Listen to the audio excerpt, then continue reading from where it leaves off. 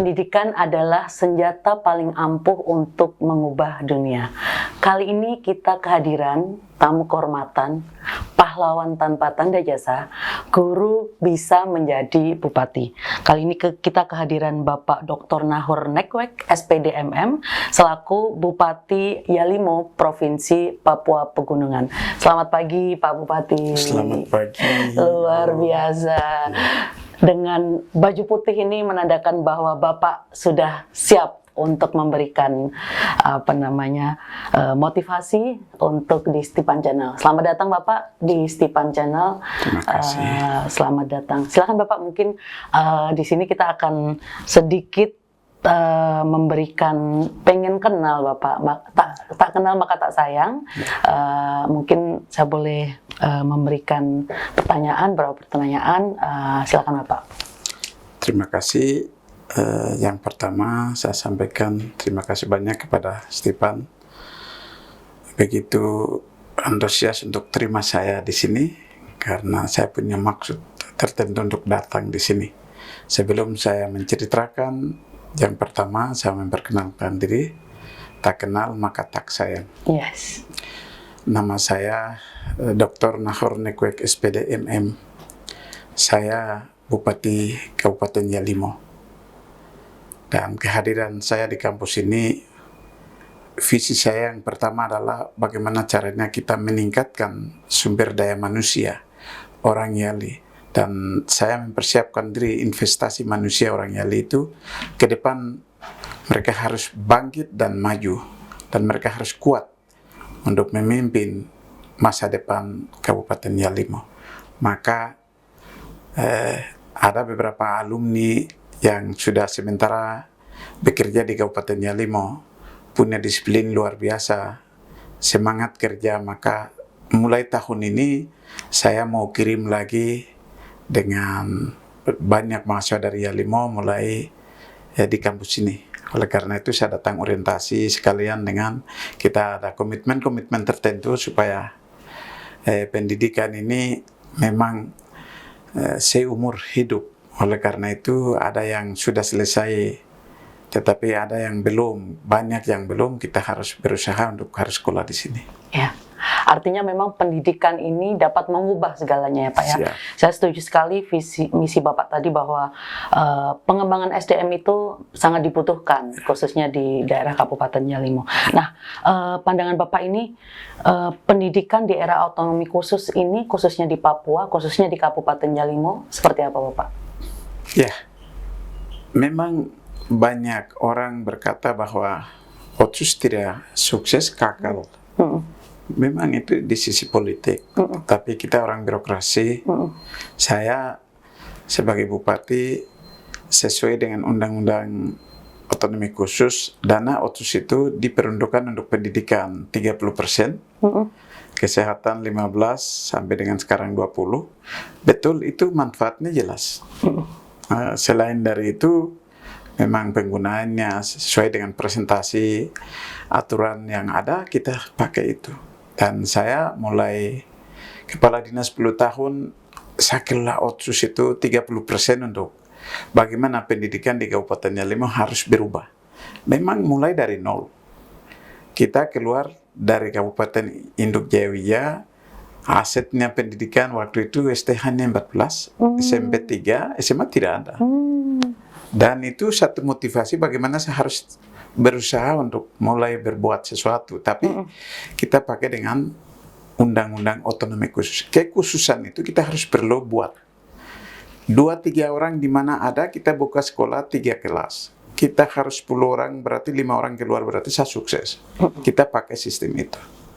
Supaya anak-anak di daerah-daerah terpencil, daerah terisolir, mereka itu punya hak untuk mendapat pendidikan sesuai dengan undang-undang.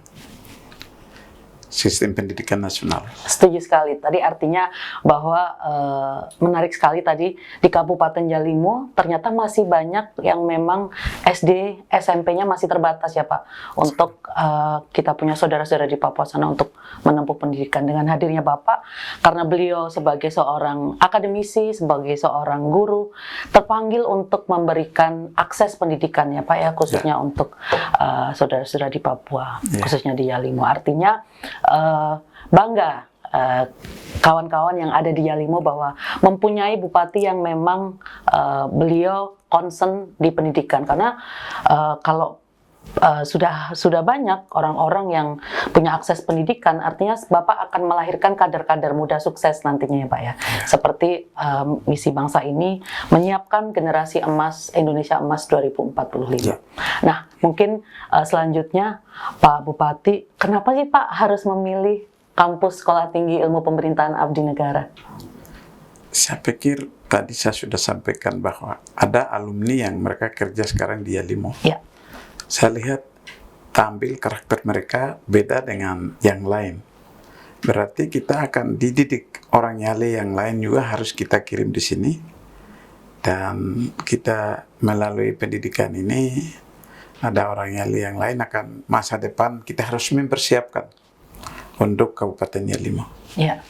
Oleh karena itu saya pilih kampus ini karena ada alumni yang kerja di sana bagus. Iya. Artinya memang benar sekali Pak, kampus Tipang itu tersebar di seluruh Papua. Artinya ada kurang lebih alumni kami itu 1.100, dan penyiapan alumni kami ini tidak hanya dibekali ilmu teori Bapak, dengan wawasan kebangsaan, karakter mereka cinta tanah air, kemudian wawasan Nusantara juga diajarkan di kampus ini. Nah, mungkin kemarin Pak saya sempat melihatlah berita yang ada di media bahwa tanggal 17 Agustus ini masih dalam rangka kemerdekaan Pak Bupati, bahwa Pak Bupati ini ternyata kemarin memberikan penghargaan atau memberikan SK ya seperti itu untuk tenaga K2, benar nggak Pak? Ini mungkin sebagai konfirmasi, kurang lebih 500 tenaga K2 di Kabupaten Yalimo. Nah, seperti apa itu Pak? Ya, memang itu secara emosional, proses K2 itu bukan waktu cukup lama. Ya. Masa kepemimpinan Bapak Bupati Lakius Peung sampai dengan kemarin masa saya sudah selesai, dan cukup lama masyarakat Papua lebih umum tapi khusus Kabupaten Yalimo tunggu. Jadi begitu 17 Agustus kami berikan hadiah kepada masyarakat di Yalimo, karena tanggal 17 Agustus itu merupakan hari kemerdekaan bangsa Indonesia, termasuk kami di Yalimo. Maka kita juga berikan, saya mewakili pemerintah Republik Indonesia ini, saya berikan sesuatu supaya mereka juga, pemerintahan ini, kemudian hari ulang tahun kemerdekaan Republik Indonesia yang ke-79 ini, kami dapat satu penghormatan begitu. Oleh karena itu, hari itu kami setelah bagi, saya bilang Kepala BKT STM, saya kira bagi hari ini juga supaya hari Senin mereka langsung lapor ke masing-masing dinas, supaya mereka punya gaji dan lain proses cepat begitu. Jadi termasuk di Papua Pegunungan, kami Kabupaten Yalimo SK K2 itu kami sudah bagi, dan sekarang proses itu kami termasuk pertama. Iya. Jadi saat itu saya sampaikan, silakan jalan. Kita tidak boleh proses rapat dulu pertemuan, tapi kasihan tunggu barang ini bertahun-tahun. Iya. Maka ada buat sesuatu sedikit untuk menurunkan emosi mereka itu supaya ada muncul senang kepada pemerintah juga NKRI ini. NKRI ini bangga, artinya bangga. Yang kemarin itu mereka punya juga tiket masa depan juga Bapak, ketika SK diberikan kepada 500 K2 itu, tenaga K2 itu luar biasa. Artinya saya melihat Pak Bupati ini sangat mulia, punya cita-cita dan punya misi juga untuk Kabupaten Yalimo. Apa sih Pak misi Bapak nih? Kan saya dengar juga, kami dengar Bapak maju lagi ya untuk Kabupaten Yalimo. Mungkin kami pengen tahu nih Pak, Kira-kira kan Bapak sudah banyak nih tadi melakukan perubahan-perubahan di Kabupaten Yalimo. Nah, misi apa sih atau yang menjadi program unggulan Pak Bupati untuk bisa melaju menjadi bupati kembali? Saya punya komitmen Yalimo bersatu, kita sejahterakan, kemudian melanjutkan visi yang pertama. Oleh karena itu, saya sampaikan kepada masyarakat umum Kabupaten Yalimo bahwa siapapun 2 atau 3 pasangan muncul, itu adalah orang Yalimo yang terbaik. Tetapi kembali ke masyarakat, pilih yang cocok untuk mensejahterakan, membangkitkan harga diri orang Yale. Oleh karena itu, misi kami yang pertama adalah bagaimana caranya meningkatkan sumber daya manusia, baik itu di bidang pendidikan, di bidang kesehatan sampai ke perguruan tinggi. Dan itu merupakan salah satu komitmen bahwa investasi manusia orang Yali ke depan harus kita siapkan investasi manusia. Supaya ke depan Yalimo ini bukan berakhir. Kami punya masa berakhir, mereka yang akan lanjutkan tongkat stafetnya. Oleh karena itu misi pertama itu. Yang kedua, bagaimana infrastruktur dasar untuk antar kabupaten, dari juga antar distrik. Karena daerah di sana punya kehidupan di sana adalah salah satunya alat transportasi adalah pesawat udara, pesawat kecil. Itu ada 2 distrik, yaitu distrik Welarek, kemudian ada distrik Aplafsli sebagian, dan salah satu distrik yang belum masuk adalah distrik Welarek. Dan di situ saya mulai benahi lapangan terbang yang layak untuk mereka buka supaya angkutan mereka dari kota ke kampung atau ke distrik ya itu harus kita tingkatkan. Kemudian bagaimana caranya perekonomian masyarakat asli untuk memberdayakan ke depan, bagaimana itu visi yang lain. Nah, melalui itu saya mau semua masyarakat di sana harus damai. Tidak bisa konflik biasa, tetapi tidak boleh konflik berpanjangan. Kita harus membawa damai untuk mereka harus hidup tenang.